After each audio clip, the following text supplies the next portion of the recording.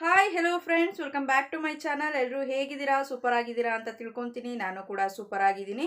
So ಇವಾಗ ತುಂಬಾನೇ viral ಆಗ್ತಿರುವಂತಹ news ನಿಮ್ಮೆಲ್ರಿಗೂ ಕೂಡ ಗೊತ್ತೇ ಇದೆ. ಗೃಹಲಕ್ಷ್ಮಿ ಯೋಜನೆಯ ಹಣವನ್ನ ಬಿಡುಗಡೆ ಮಾಡ್ತಾರಾ ಅಥವಾ ಏನಾದರೂ ಇಲ್ಲಿಗೆನೆ ಸ್ಟಾಪ್ ಮಾಡ್ತಾರಾ ಅಂತ. ಸೊ ಇದ್ರ ಬಗ್ಗೆ ಕುರಿತು ನಮ್ಮ ಮಹಿಳಾ ಹಾಗೂ ಮಕ್ಕಳ ಅಭಿವೃದ್ಧಿ ಕಲ್ಯಾಣ ಇಲಾಖೆಯ ಸಚಿವೆಯಾಗಿರುವಂತಹ ಲಕ್ಷ್ಮಿ ಹೆಬ್ಬಾಳ್ಕರ್ ಮೇಡಮ್ ಅವರು ಒಂದು ಭರ್ಜರಿ ಗುಡ್ ನ್ಯೂಸ್ ಅನ್ನ ಕೊಟ್ಟಿದ್ದಾರೆ ಅಂತಾನೆ ಹೇಳ್ಬೋದು. ಸೊ ಇದ್ರ ಜೊತೆಗೆ ಇವಾಗ 5 ಯೋಜನೆಗಳನ್ನ ಕುರಿತು ಒಬ್ರು ಏನು ವಿಧಾನ ಪರಿಷತ್ ಸಂಸದರೇ ಏನ್ ಮಾಡಿದ್ದಾರೆ ಅಂತ ಅಂದ್ರೆ ಸಿಎಂ ಸಿದ್ದರಾಮಯ್ಯ ಸರ್ ಅವ್ರಿಗೆ ಪತ್ರವನ್ನ ಬರ್ದಿದ್ದಾರೆ ಅಂತಾನೆ ಹೇಳ್ಬೋದು. ಸೊ ಹಾಗಿದ್ರೆ ಆ ಪತ್ರದಲ್ಲಿ ಏನ್ ಬರ್ದಿದ್ದಾರೆ, ಸೊ ಹಾಗಿದ್ರೆ ಗೃಹಲಕ್ಷ್ಮಿ ಯೋಜನೆಯ ಕುರಿತು ಲಕ್ಷ್ಮಿ ಹೆಬ್ಬಾಳ್ಕರ್ ಮೇಡಮ್ ಅವರು ಏನು ಒಂದು ಭರ್ಜರಿ ಗುಡ್ ನ್ಯೂಸ್ ಅನ್ನ ಕೊಟ್ಟಿದ್ದಾರೆ ಅನ್ನೋದ್ರ ಬಗ್ಗೆ ಕಂಪ್ಲೀಟ್ ಮಾಹಿತಿಯನ್ನ ತಿಳಿಸ್ಕೊಡ್ತೀನಿ. ಸೊ ವಿಡಿಯೋನ ಎಲ್ಲೂ ಕೂಡ ಸ್ಕಿಪ್ ಮಾಡದೆ ಕೊನೆವರೆಗೂ ಕೂಡ ವಾಚ್ ಮಾಡಿ. ಸೊ ಹಾಗೇನೆ ಈ ಒಂದು ವಿಡಿಯೋವನ್ನ ಶೇರ್ ಕೂಡ ಮಾಡಿ ಅಂತ ಹೇಳೋದಕ್ಕೆ ಇಷ್ಟಪಡ್ತೀನಿ. ಬನ್ನಿ ಫ್ರೆಂಡ್ಸ್, ವಿಡಿಯೋನ ಸ್ಟಾರ್ಟ್ ಮಾಡೋಣ. ಸ್ಟಾರ್ಟ್ ಮಾಡೋದಕ್ಕಿಂತ ಮುಂಚೆ ನೀವೇನಾದ್ರೂ ಹೊಸದಾಗಿ ನಮ್ಮ ಚಾನಲ್ನ ನೋಡ್ತಾ ಇದ್ರೆ ಸೊ ಪ್ಲೀಸ್ ಬೇಗ ಬೇಗ ಸಬ್ಸ್ಕ್ರೈಬ್ ಮಾಡ್ಕೊಳ್ಳಿ. ಜೊತೆಗೆ ಪಕ್ಕದಲ್ಲಿ ಕಾಣ್ತಿರುವಂಥ ಒಂದು ಬೆಲ್ ಐಕನ್ನ ಕ್ಲಿಕ್ ಮಾಡಿ.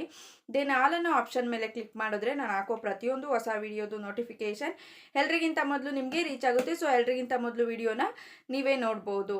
ಎಸ್ ಫ್ರೆಂಡ್ಸ್, ಇವಾಗ ಮೊದಲನೇದಾಗಿ ಸಿಎಂ ಸಿದ್ದರಾಮಯ್ಯ ಸರ್ ಅವ್ರಿಗೆ ವಿಧಾನ ಪರಿಷತ್ ಸಂಸದರೇ ಪತ್ರವನ್ನ ಬರ್ದಿದ್ದಾರೆ ಅಂತ ತಿಳಿಸ್ಕೊಟ್ಟೆ. ಸೊ ಮೊದಲಿಗೆ ಇದ್ರ ಬಗ್ಗೆ ಮಾತಾಡೋಣ.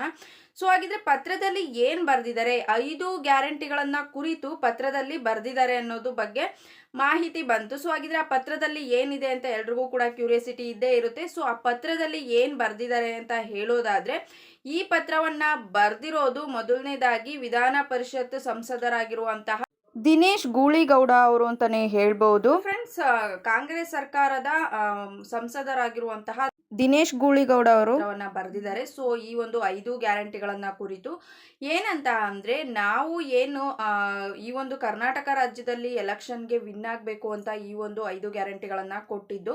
ಸೊ ಈ ಒಂದು ಗ್ಯಾರಂಟಿಗಳಿಂದ ಜನಕ್ಕೆ ತುಂಬಾನೇ ಉಪಯೋಗ ಆಗ್ತಾ ಇದೆ. ಸೊ ಹಾಗಾಗಿ ನೀವು ಇದನ್ನ ಕಂಟಿನ್ಯೂ ಮಾಡಬೇಕು ಅಂತ ಹೇಳ್ತಿದ್ದಾರೆ.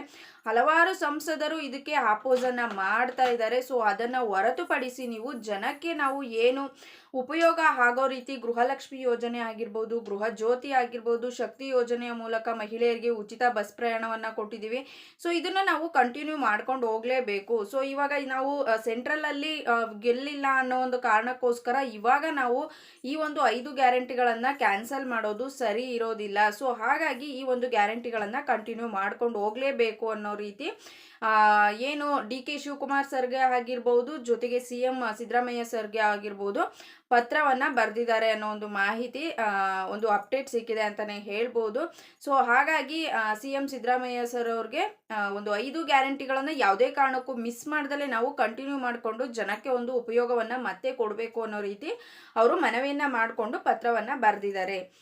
ನೆಕ್ಸ್ಟ್ ಇವಾಗ ಗೃಹಲಕ್ಷ್ಮಿ ಯೋಜನೆಯ ಬಗ್ಗೆ ಮಹಿಳಾ ಹಾಗೂ ಮಕ್ಕಳ ಅಭಿವೃದ್ಧಿ ಕಲ್ಯಾಣ ಇಲಾಖೆಯ ಸಚಿವೆ ಆಗಿರುವಂತಹ ಲಕ್ಷ್ಮಿ ಹೆಬ್ಬಾಳ್ಕರ್ ಅವರು ಏನ್ ತಿಳಿಸ್ಕೊಟ್ಟಿದ್ದಾರೆ ಅಂತ ಅಂದ್ರೆ, ಇವಾಗ ಗೃಹಲಕ್ಷ್ಮಿಗೆ ಒಂಥರ ಅವರೇನೆ ಹೆಡ್ ಅಂತಾನೆ ಹೇಳ್ಬೋದು. ಸೊ ಇದ್ರ ಬಗ್ಗೆ ಒಂದು ಹೊಸ ಅಪ್ಡೇಟ್ ಅನ್ನ ಕೊಟ್ಟಿದ್ದಾರೆ ಅಂತಾನೆ ಹೇಳ್ಬೋದು.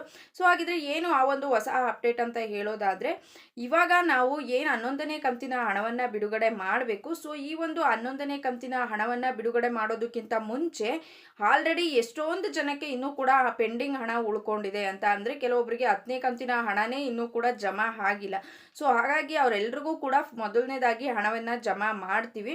ಅದಾದ್ಮೇಲೆ ನಾವು ಇವಾಗ ಏನು ಅಪ್ಲಿಕೇಶನ್ ಅನ್ನ ಹಾಕಿದ್ದೀರಾ, ಸೊ ಅವ್ರೆಲ್ಲರ ಒಂದು ಅಪ್ಲಿಕೇಶನ್ ಅನ್ನ ನಾವು ಮತ್ತೆ ಮರುಪರಿಶೀಲನೆಯನ್ನ ಮಾಡ್ತೀವಿ ಅಂತ. ಅಂದ್ರೆ ಇವಾಗ GST ಪೇಯರ್ಸು ಇವಾಗ ಅಪ್ಲೈ ಮಾಡಿ ಆದ್ಮೇಲೆ ಅವರು ಏನಾದರೂ ಶಾಪು ಬಿಸ್ನೆಸ್ ಈ ತರ ಸ್ಟಾರ್ಟ್ ಮಾಡಿ GST ಪೇಯರ್ಸ್ ಆಗಿರ್ಬೋದು. ಸೊ ಆ ರೀತಿಯಾದಂತಹ ಒಂದು ಅಪ್ಲಿಕೇಶನ್ ಆಗಿರ್ಬೋದು, ಜೊತೆಗೆ ನಕಲಿ ಡಾಕ್ಯುಮೆಂಟ್ಸ್ಗಳನ್ನು ಕೊಟ್ಬಿಟ್ಟು ಏನು ಅಪ್ಲೈ ಮಾಡಿರ್ತಾರೆ, ಸೊ ಆ ರೀತಿ ಅಪ್ಲಿಕೇಶನ್ಸ್ ಆಗಿರ್ಬೋದು ವೆರಿಫೈ ಮಾಡಿ ಅದಾದಮೇಲೆ ಅದನ್ನು ರಿಜೆಕ್ಟ್ ಮಾಡಿ ದೆನ್ ನೆಕ್ಸ್ಟು ಇವಾಗ ಎಲ್ಲ ಸರಿ ಇದ್ದು ಕೂಡ ಏನು ಇವಾಗ 10 ಕಂತಿನ ಹಣದವರೆಗೂ ಕೂಡ ಪಡೆದುಕೊಂಡಿದ್ದೀರಾ. ಸೊ ಎಲ್ಲ ಡಾಕ್ಯುಮೆಂಟ್ಸು ಸರಿ ಇದ್ದರೆ ನಿಮಗೆ ಮುಂದಕ್ಕೂ ಕೂಡ 11ನೇ ಕಂತಿನ ಹಣ ಯಾವುದೇ ರೀತಿ ಪ್ರಾಬ್ಲಮ್ ಇಲ್ದಲೆ ಜಮಾ ಆಗುತ್ತೆ. ಸೊ ಈ ರೀತಿಯಾದಂಥ ಒಂದು ಮಾಹಿತಿಯನ್ನು ನೀಡಿದ್ದಾರೆ. ಮೊದಲು ಪೆಂಡಿಂಗ್ ಹಣವನ್ನು ಬಿಡುಗಡೆ ಮಾಡಿ ಅಪ್ಲಿಕೇಶನನ್ನು ವೆರಿಫೈ ಮಾಡಿ ಅದಾದಮೇಲೆ ನಾವು 11ನೇ ಕಂತಿನ ಹಣವನ್ನು ಬಿಡುಗಡೆ ಮಾಡೋದ್ರ ಬಗ್ಗೆ ಬಗ್ಗೆ ಚರ್ಚೆಯನ್ನು ಮಾಡಿ ಸಭೆಯನ್ನು ಸೇರಿ ಒಂದು ಡಿಸೈಡ್ ಮಾಡಿ ಡೇಟನ್ನು ಅನೌನ್ಸ್ ಮಾಡ್ತೀವಿ. ಸೊ ಆವಾಗ ನಾವು 11ನೇ ಕಂತಿನ ಹಣವನ್ನು ಬಿಡುಗಡೆ ಮಾಡ್ತೀವಿ ಅನ್ನೋದ್ರ ಬಗ್ಗೆ ಲಕ್ಷ್ಮೀ ಹೆಬ್ಬಾಳ್ಕರ್ ಅವರು ತಿಳಿಸಿದ್ದಾರೆ ಅಂತಲೇ ಹೇಳ್ಬೋದು. ಸೊ ನೋಡಿದ್ರಿ ಅಲ್ವಾ, ಈ ಒಂದು 2 ಅಪ್ಡೇಟ್ಗಳನ್ನು ತಿಳ್ಕೊಂಡ್ರಿ. ಸೊ ಈ ಒಂದು ವಿಡಿಯೋ ನಿಮಗೆ ಇಷ್ಟ ಆಗಿದ್ರೆ ಲೈಕ್ ಮಾಡಿ, ಕಮೆಂಟ್ ಮಾಡಿ, ಶೇರ್ ಮಾಡಿ. ಜೊತೆಗೆ ಸಬ್ಸ್ಕ್ರೈಬ್ ಆಗಿಲ್ಲ ಅಂತಂದರೆ ಪ್ಲೀಸ್ ಸಬ್ಸ್ಕ್ರೈಬ್ ಮಾಡ್ಕೊಳ್ಳಿ.